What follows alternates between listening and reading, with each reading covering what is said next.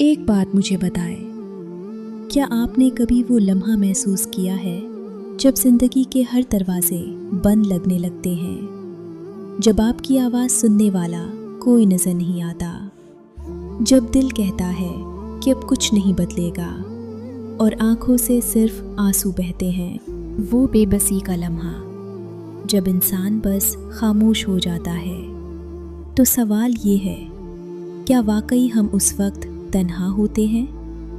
زندگی میں کچھ لمحے ایسے آتے ہیں جب ہم اپنی پوری طاقت کے باوجود کچھ نہیں کر پاتے، جب رشتے ساتھ چھوڑ دیتے ہیں، جب حالات خلاف ہو جاتے ہیں، جب دعائیں بے اثر لگتی ہیں اور سجدے طویل ہو جاتے ہیں مگر سکون پھر بھی نہیں آتا۔ یہ لمحے ہمیں اندر سے توڑ دیتے ہیں۔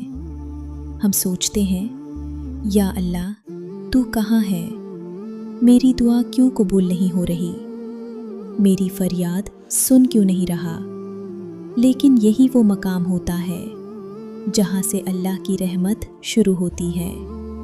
اللہ تعالیٰ قرآن پاک میں فرماتا ہے، بھلا وہ کون ہے جو بے قرار کی دعا قبول کرتا ہے جب وہ اسے پکارتا ہے اور اس کی تکلیف کو دور کر دیتا ہے۔ اللہ بے بس دلوں کو سب سے زیادہ سنتا ہے۔ جب ہم سب سے ہار جاتے ہیں تو اللہ فرماتا ہے، اب آؤ، اب تمہارے اور میرے درمیان کوئی پردہ نہیں۔ حضرت یونس علیہ السلام کو یاد کریں، جب وہ مچھلی کے پیٹ میں اندھیروں میں بے بس تھے۔ انہوں نے کہا، لا الہ الا انت سبحانک انی کنت من الظالمین۔ اللہ نے انہیں نجات دی۔ کیوں؟ کیونکہ وہ اپنی بے بسی میں بھی اللہ کو پکار رہے تھے۔ حضرت ایوب علیہ السلام کو دیکھیں، کتنے برس بیماری جھیلی، مال، اولاد سب کچھ کھو دیا، مگر زبان پر شکایت نہیں آئی۔ انہوں نے بس کہا، اے میرے رب، مجھے بیماری نے چھو لیا ہے اور تو سب سے زیادہ رحم کرنے والا ہے۔ تو جب آپ کو لگے کہ آپ بے بس ہیں تو سمجھ لیجئے اب صرف اللہ کی مدد باقی ہے، اور یہی اصل طاقت ہے۔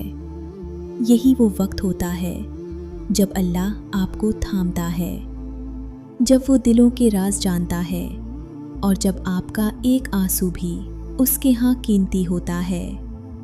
سجدے کو لمبا کریں، آنکھوں کو نم کریں، دل کو خالی کریں اور اللہ سے کہیں، یا اللہ اب تو ہی ہے، بس تو ہی ہے۔